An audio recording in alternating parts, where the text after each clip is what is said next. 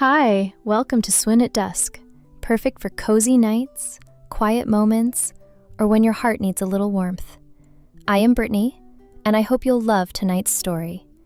Please don't forget to like, subscribe, and share your thoughts right after. The Painter and the Widow. When Margaret moved to the coast, she brought very little with her. Just a box of her late husband's books, a few photographs, and a silence that lingered in every room she entered. The cottage overlooked the sea, all cliffs and wild flowers, wind chimes and salt air. It was the kind of quiet that could swallow a person whole, the kind that didn't echo back. For months, she hardly left. She read. She walked the cliffs in wool sweaters and old boots. She tried to remember who she had been before being a wife, before the cancer, before the grief carved itself into her ribcage like a second skeleton. The days passed in tea-stained pages and half-finished thoughts.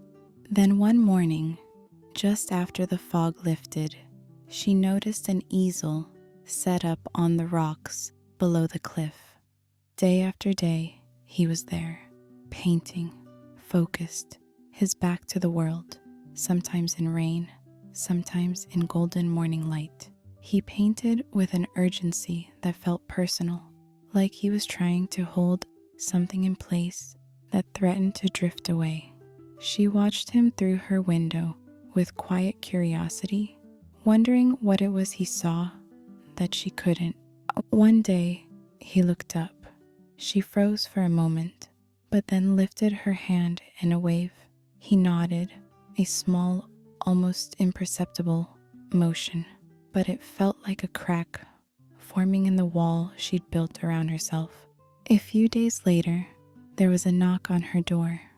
She opened it to find him standing there, damp from sea mist, holding a painting. It was her cliffside, her cottage, rendered in soft brush strokes and hues of gentle gray and fading green. And there, in one of the windows, a streak of silver, her reflection. "I didn't mean to intrude," he said, his voice low and apologetic. "You didn't," she replied, heart thudding in her chest. "You remembered the curtains?"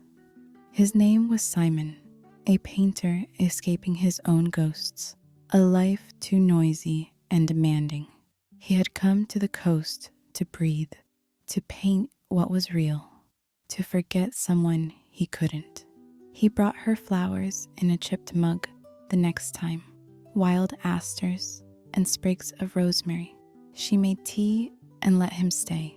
They talked, not about what they'd lost.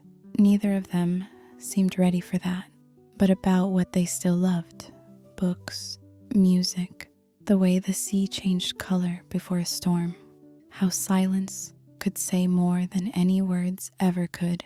He began painting her, tentatively at first, sketches of her hands, her eyes, the way she tilted her head when she listened. She didn't recognize herself in the first few, but then she started to. Through his eyes, she softened. She surfaced.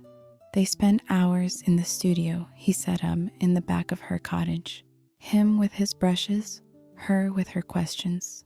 She watched how his brow furrowed in concentration, how his fingers, stained with paint, moved with reverence over canvas and skin alike.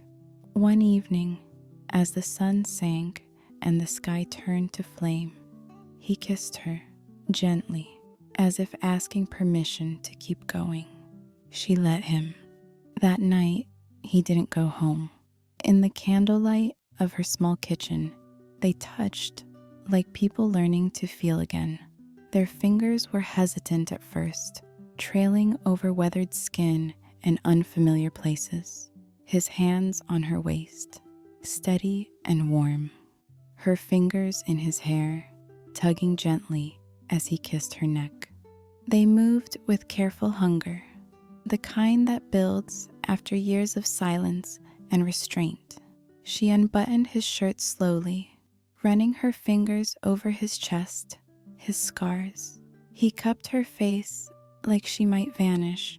They undressed each other with reverence, laying bare more than just skin. Their bodies fit with an aching sort of grace, like pages from the same forgotten novel. They made love on the old couch, surrounded by candlelight, the sound of waves breaking far below. He kissed the inside of her wrist, the dip of her collarbone.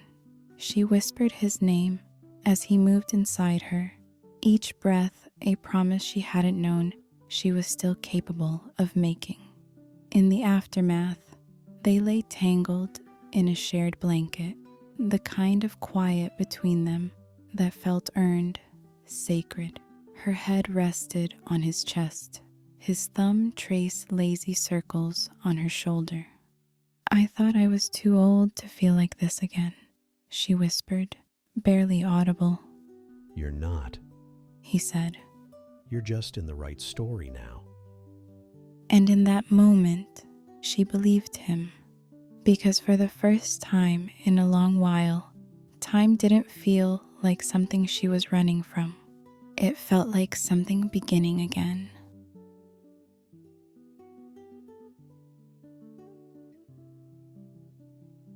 Hope you enjoyed the story and it stimulated your imagination. We have more stories to come and look forward to hearing from you. Please like, subscribe, and leave us a comment.